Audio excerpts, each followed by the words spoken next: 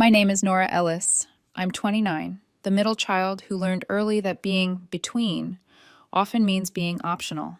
If there's a family photo to frame, my sister Victoria is centered in it, and my brother Chase is the punchline everyone adores.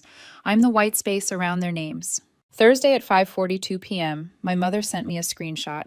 She meant to forward a Facebook post my aunt had written, one of those passive-aggressive quotes about loyalty that always arrives dressed like wisdom and smells like smoke.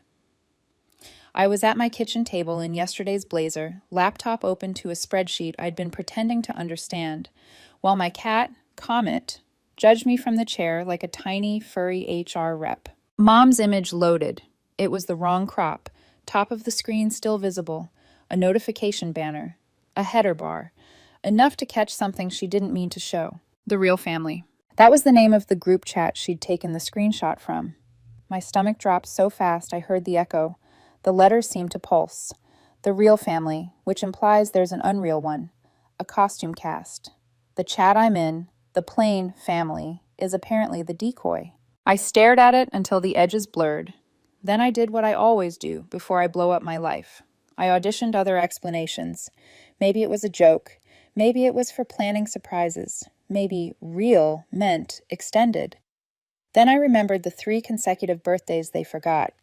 The miscommunication that left me standing on Mom's porch at Thanksgiving with a pumpkin pie in both hands and an empty house behind the door because they'd moved dinner to Victoria's.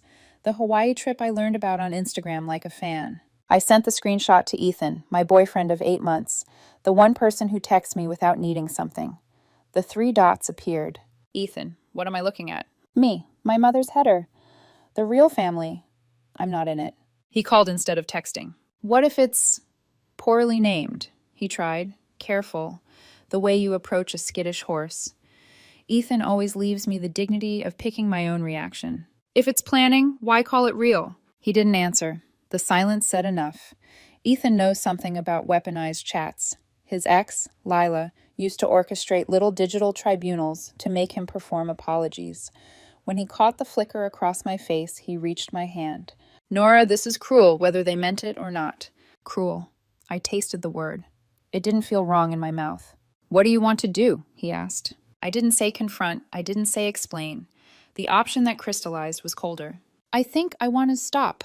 My voice surprised me. Not forever, just step out. If they've already cut me from the real version, why am I still starring in the knockoff? That's not nuclear, Ethan said softly. That's a boundary. Boundary. A concept I can measure but haven't mastered. Day 1 of silence was almost euphoric. No group chat pings, no head count requests. I answered emails, ate leftovers, watched Comet plot violence against the ficus. Day 2, the family chat lit up. Victoria assigning side dishes for Sunday dinner like she was chairing a board meeting. Mom posted a turmeric article. Chase lobbed a meme. I observed like I was watching strangers through a window. Day 3, Mom texted separately. Nora, are you coming Sunday? Need a head count. I let it sit there, green and needy. Old Nora would have replied immediately, apologized, offered to bring something gluten-free that no one would eat. New Nora set the phone face down. By day 4, alarms started. You're worrying me. Everything okay? Please reply. Chase sent a GIF with a raccoon wearing sunglasses. Love, but not the kind that keeps you warm. Thursday night, Ethan and I sat under the soft hum of the Thai place near my apartment. The owner knows our order and winks like we have secrets. We do. How's the ghosting? He asked, half teasing, wholly present. Quiet, peaceful. I feel like I took off shoes 2 sizes too small. Sunday's the test. He was right. Sunday is the performance they require, attendance being the price of belonging. I used to pay. On Sunday, I did laundry, took Comet to the vet, made pancakes shaped like hearts because they were easier than making a point. At 2:03 p.m., Mom, dinner's at 5. You're still coming, right? At 3:11 p.m., Mom again, Nora. At 3:28 p.m., Victoria. Are you seriously ghosting Sunday dinner? Rude. At 3:36 p.m., Chase. Yo, sis, you good? I turned off my phone and went to the movies. An explosion flick, where the plot is a pretext to burn things down on purpose. I chewed $12 popcorn and felt the sugar of relief on the back of my tongue. When I turned my phone back on, it convulsed. 19 missed calls, 34 texts. Dad even appeared. Call your mother. That old command. I stared at the screen until my reflection steadied. I texted Victoria directly. Me. Which chat are you talking about when you say family? The regular one or the real family? Typing bubbles. Vanish. Return. Then nothing. A minute later, the phone rang. Victoria's name like a siren. What are you talking about? She snapped, skipping hello. The group chat Mom screenshotted from. The real family, the one I'm not in. Silence knifed between us. I pictured her in Mom's kitchen, hand on the counter, eyes narrowing, calculating optics. It's not what you think, she said. Then tell me what it is. Sometimes we need to talk about family things without, she faltered. Without me? I finished for her. Then why name it real? She exhaled, exasperated. You're being dramatic, Nora. There it was. The family's favorite lullaby. You're dramatic, oversensitive, wrong about your own injuries. I'm being dramatic, I repeated. You have a secret chat for everyone but me, and I'm the exaggeration. It's not secret, she said. It's just for the real family. Your words, not mine. We should talk about this in person. No, I said, coherent and calm in a way that scared even me. You should talk about it with the real family. I hung up before she could repurpose my pain into a lesson. My hands trembled, adrenaline ricocheting with the clean ache that follows a clean cut. Comet headbutted my wrist like, finally. Ethan arrived with takeout and that look he gets when he's ready to build me a fort out of his own bones. I told him about the call. He listened without reaching for the solve. I think I want to keep going, I said into the quiet. No contact, not to punish, to measure. To measure what? Who shows up when they're not rewarded for it? He nodded, eyes soft. I'm here either way, he said. Love, said plainly. No violins. I set my phone face down again. It buzzed like a trapped insect. Mom's heavy knocks, Dad's clipped orders, Victoria's brittle superiorities, Chase's confused emojis, until the noise became abstract. Later, while Ethan washed dishes and I stacked containers, my door camera app blinked a little banner reminding me I still hadn't named my device. Front door flashed and disappeared, a tiny, irrelevant thing. I almost ignored it, then labeled it anyway. A boundary has edges. Sometimes you have to draw the line and also give it a name. I lay in bed and watched the ceiling fan make lazy revolutions. Somewhere across town, a table had a seat without my body in it. The world did not end. But something else did. And in the quiet that followed, I heard something begin. The first week taught me something I should have learned at 12. Silence is not empty, it's full of weather. On Monday, my phone forecasted drizzle. 3, "Are you okay?" texts and a voicemail from Mom that sounded like she'd borrowed a concerned neighbor's voice. Tuesday, thunder rolled in. "This is immature, Nora," from Dad. Wednesday came with a sticky heat of guilt as Victoria wrote a paragraph about family obligations, which somehow put me in charge of her anxiety. By Thursday, the barometer shifted again. Chase texted 5 raccoon gifs in a row like he was coaxing me out from under a porch.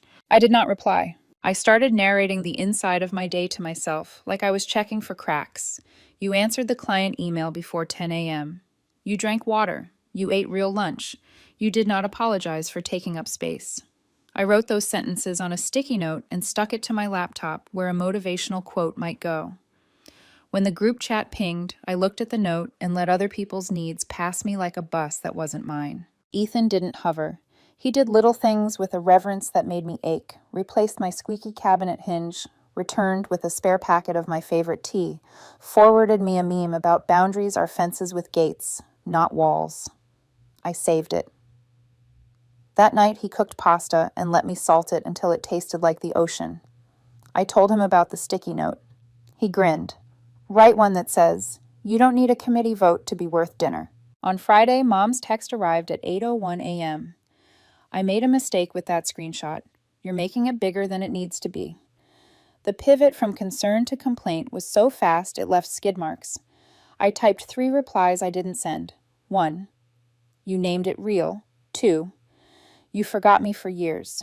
3. You don't get to scale my injury. I deleted them all and put the phone face down under a folded dish towel, the closest I've ever come to burying something alive. At work, my attention returned to me in measurable increments. I answered 3 tough tickets in a row and didn't need a recovery snack.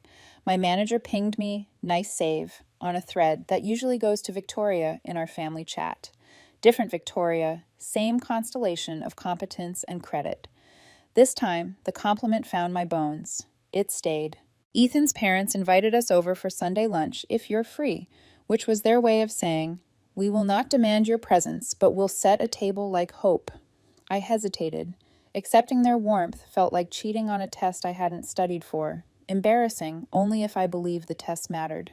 "We can say no," Ethan said quickly, reading the wobble in my face. "I want to say yes," I said. "I'm just not used to yes being safe." His mom, Min, talks with her hands and piles food the way some people pile blankets when guests look cold. She remembered I liked the crispy edge of the kimchi pancake and rotated the plate so the dark corner faced me. Ethan's dad, Jin, asked about my work and waited for my actual answer instead of the summary I give people who ask as a throat clearing. At the end, Min wrapped leftovers for your Monday slump. The bag felt heavier than its weight. "It's weird," I told Ethan in the car. "It hurts more when people are kind." "Because you finally feel what was missing," he said gently. Back home, the family chat flared with preparations for the upcoming Thanksgiving, the big seasonal performance. The words scrolled by, like a timeline I was no longer on. Tablecloths, who's bringing yams, football kickoff, extra chairs. I was present only in the negative space of my absence. I could feel Mom's mind casting around the kitchen, counting plates the way she used to count my flaws. Wednesday night, Chase bypassed the group and called directly. I declined. He tried again. Declined. The third time, I let it ring while I watched his name flash against my screen like a heartbeat I wasn't ready to trust.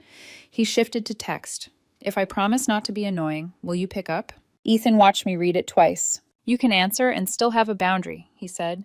"Answering isn't capitulation, it's a measurement." I picked up on the fourth ring. "Hey," I said, holding my breath like it would keep anything from spilling. "Hey," Chase said, too bright. He's 25 and owns 3 hoodies that look like they have stories. "So, you alive?" "Evidence suggests." He laughed, then sobered. "Look, Mom's spiraling. Dad's, Dad. V's in project manager mode. Just, what's the deal?" "The deal," I said slowly, "is that I saw something I cannot unsee. The real family. I'm not in it, and I am done auditioning for a role I was never going to get." Chase went quiet. I imagined him flopped across his couch, the ceiling fan spinning like clock hands he couldn't read. "It's not," he started. "Please don't say it's not what you think." He exhaled. "Sometimes it's planning, like if we want to, I don't know, talk about birthdays, or Mom's stress, or Dad's mood. It's just easier." "Easier than including me," I said. "Easier than naming the thing you're excluding me from. And the name, Chase, you called it real. That wasn't an accident.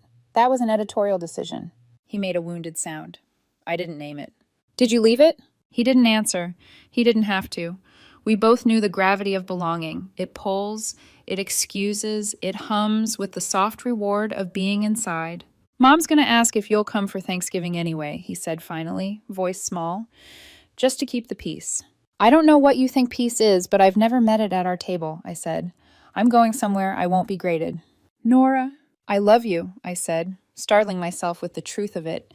"You're funny and careless and not cruel on purpose, but you live in a house where my hurt is a scheduling conflict.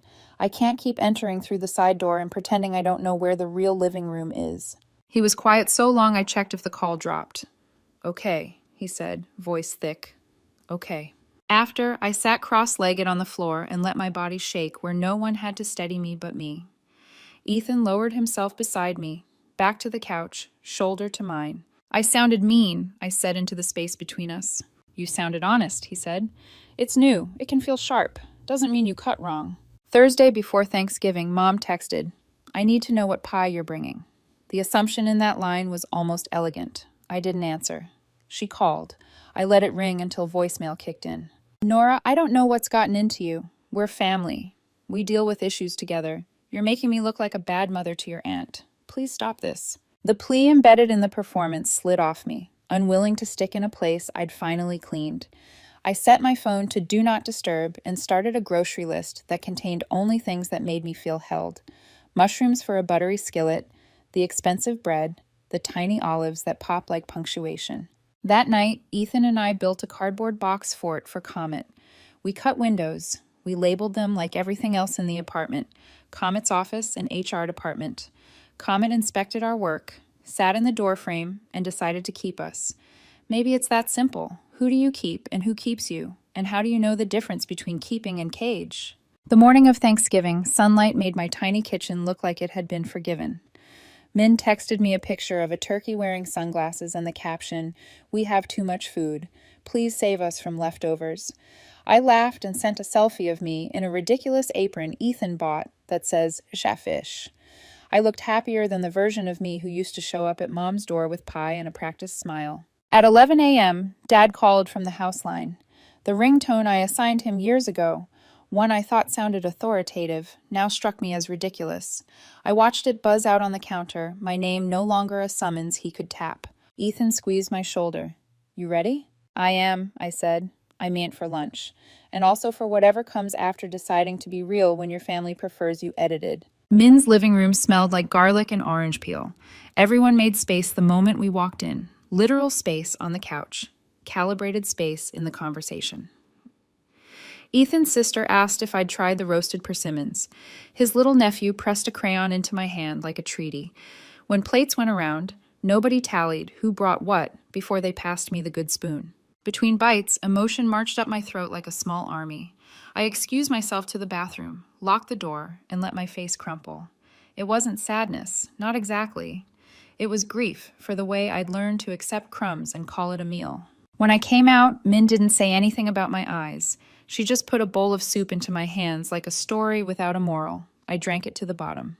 We drove home in the blue hour, full in a way that had nothing to do with food. My phone had 6 missed calls from Mom, 2 from Dad, and a flurry from Victoria that started as commands and softened into guilt.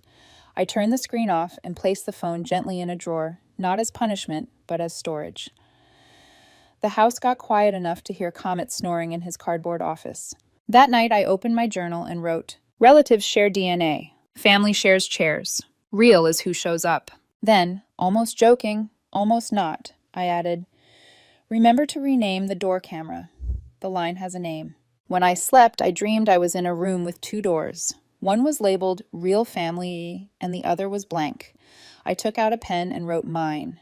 In the morning, the dream still fit, and the door I walked through opened from my side. Thanksgiving morning used to mean panic. Mom barking orders like she was running a military operation. Dad fiddling with the TV to make sure the football game came on. Victoria arranging table settings from her Pinterest board, and Chase disappearing conveniently until the heavy lifting was done. My job? Whatever was left.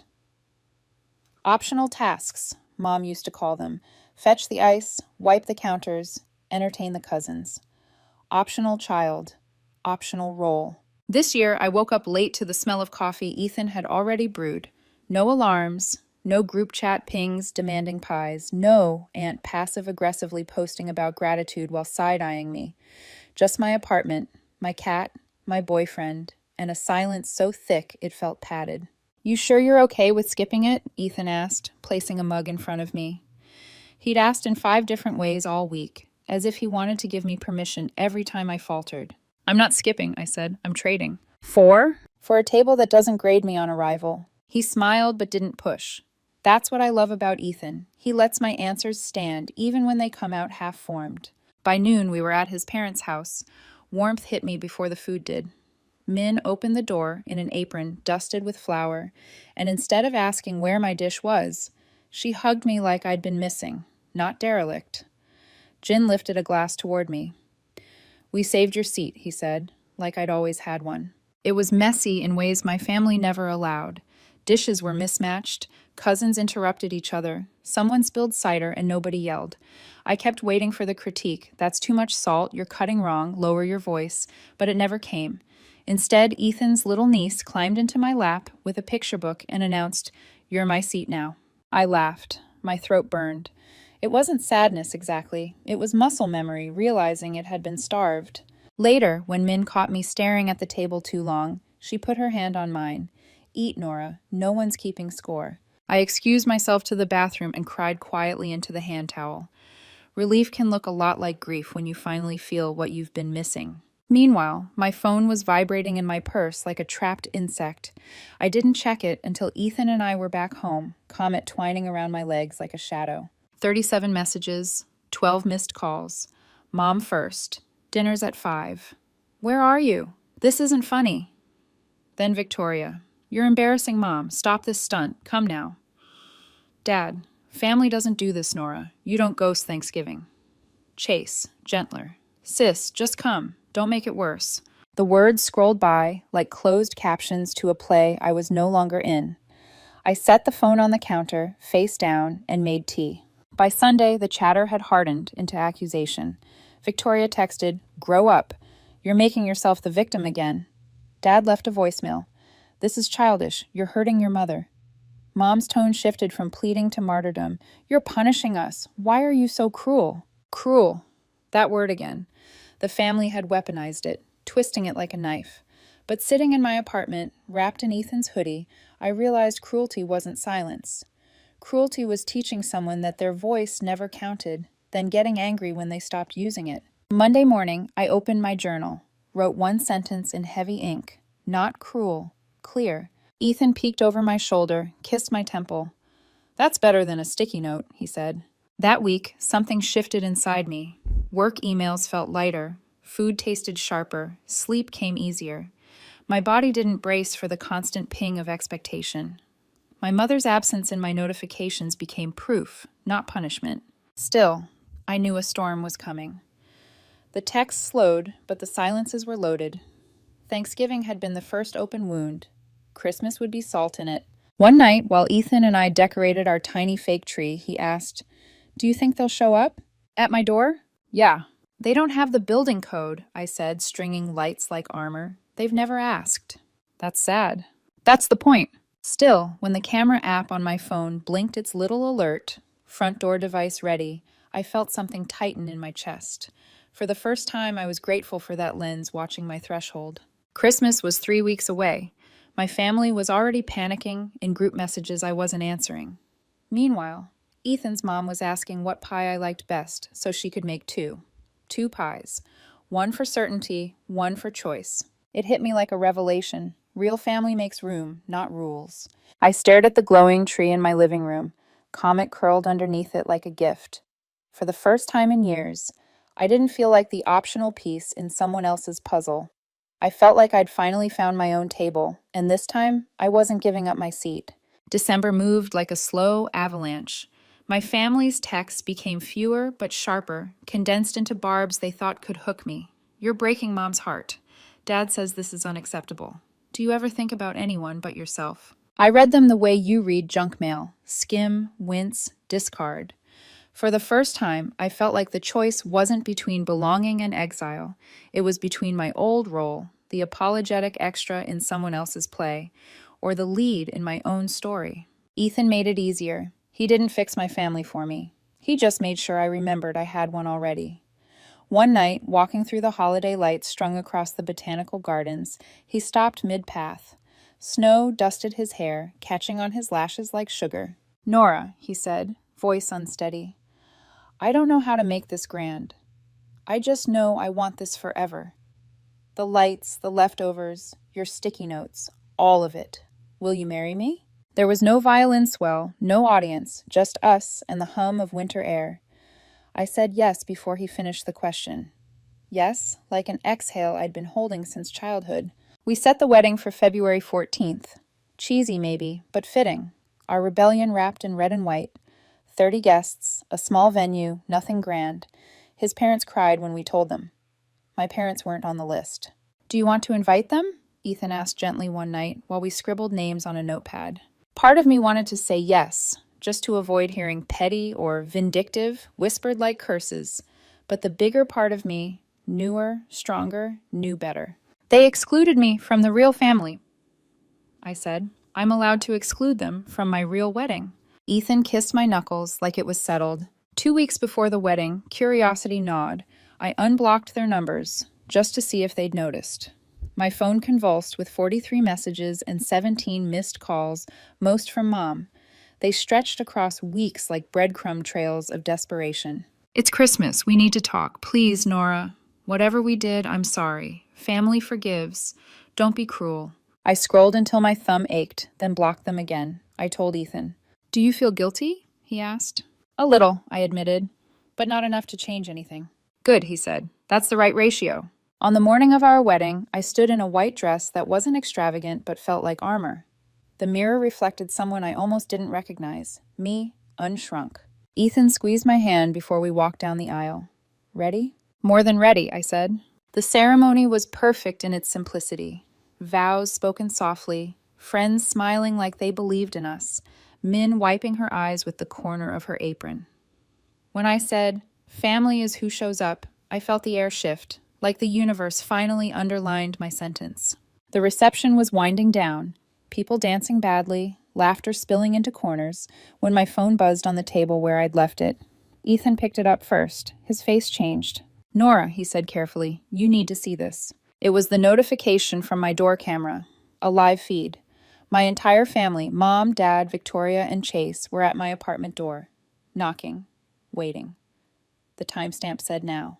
I watched in real time as Mom tried the knob, Dad paced, Victoria checked her phone like she was writing a battle report, and Chase sat on the floor with his back to the wall, head tilted like defeat. They came during the wedding? I whispered. Ethan touched my arm. What do you want to do? The room around me was full of people who had shown up.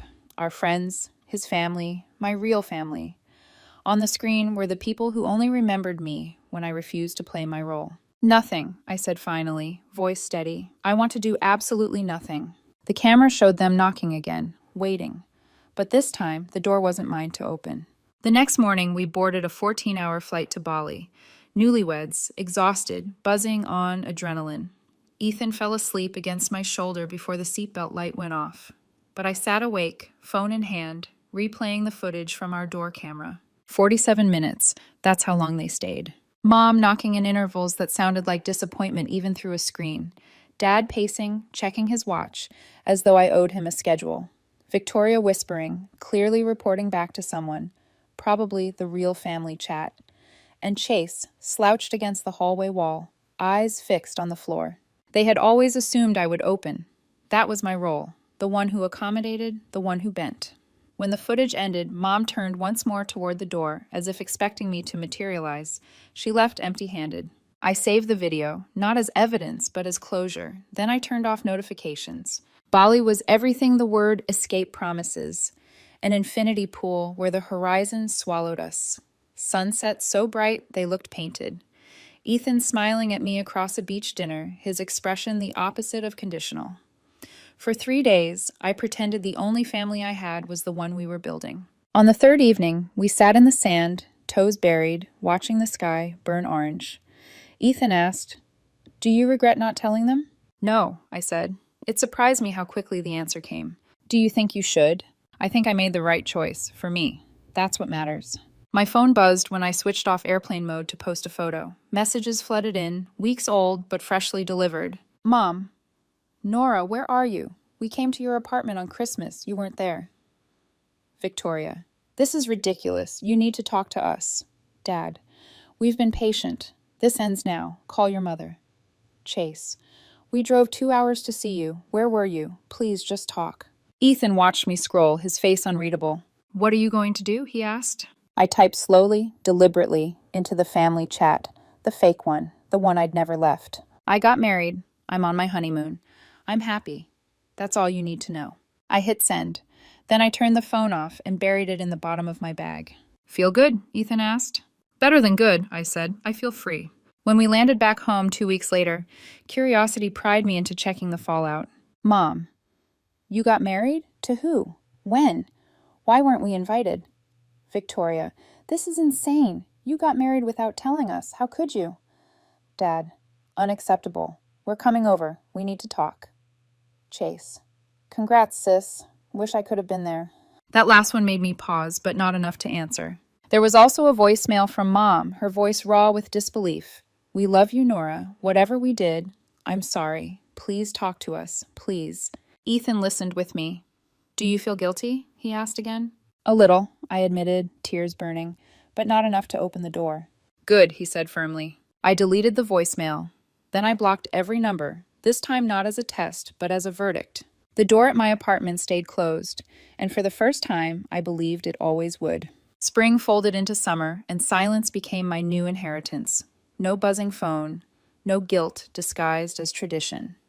Just the rhythm of a life Ethan and I were building, brick by brick, Sunday by Sunday. His family had more or less adopted me. Min sent me recipes and texts labeled, "For when you're tired but still want to eat well." Jin asked about my projects at work like they mattered. Ethan's sister slipped me into her group chat without ceremony. No real label, no hierarchy, just Sibs plus Nora, like I had always been there. Meanwhile, my biological family tried to creep back in.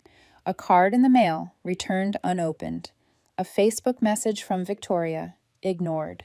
An email from Dad I deleted unread. They were like shadows tapping on the window of a house I no longer lived in. But one day in early summer, Ethan's mom pulled me aside after dinner. She looked almost nervous. "Your mother called me," she said. I nearly dropped my plate. "What?" She somehow found our number, asked if you were okay, said she just wanted to fix things. "What did you tell her?" I asked, my voice sharper than I meant. "That you're happy, that you have a good life, that maybe the best thing she could do was accept that you've moved on." Min's eyes softened. She cried, paid for her groceries, left. I sat with that, a mixture of sympathy and vindication swirling inside me like storm clouds. My mother was crying in checkout lines to strangers, but she hadn't once shown up when I was hungry for love. Weeks later, Chase slipped through with a text from a new number I hadn't blocked yet. "Hey, I know you probably won't read this, but I get it now. It took me a while, but I understand why you left. Victoria told me about the real family chat. I didn't realize how messed up that was until I thought about it from your side. I'm sorry I didn't notice sooner. You deserve better. I hope you're happy. You were always the coolest sister, even when I was too dumb to say it." I showed Ethan. "Do you think he means it?" "Does it matter?" he asked gently. "Kind of," I typed back, hands trembling. "Thanks for this. I appreciate it. I'm good. Married, happy, living well. Maybe someday we can grab coffee, but not now. I'm not ready." His reply came almost immediately. "Whenever you're ready, or never. Just know the option's there." I saved that message. For the first time, a door didn't feel like a trap. It felt like a gate I could choose to open someday, or not. Now, our Sundays belong to us. Sometimes it's just Ethan, me, and Comet perched like a king on the couch. Sometimes it's Min and Jin, or Ethan's siblings, or friends who've become cousins in practice, if not blood. We eat too much, laugh too loudly, and nobody tallies who brought what before passing the good spoon. Do I think about my biological family? Sometimes. I wonder if they're still using the real family chat, if my absence still echoes, or if they've simply rearranged the table without me. But mostly, I don't think about them at all, because I learned something essential. You can't force people to value you. You can't beg them to see your worth. All you can do is stop auditioning for a part they'll never cast you in, and start writing your own role. I did. I built a real family, the kind that doesn't need a group chat to prove it.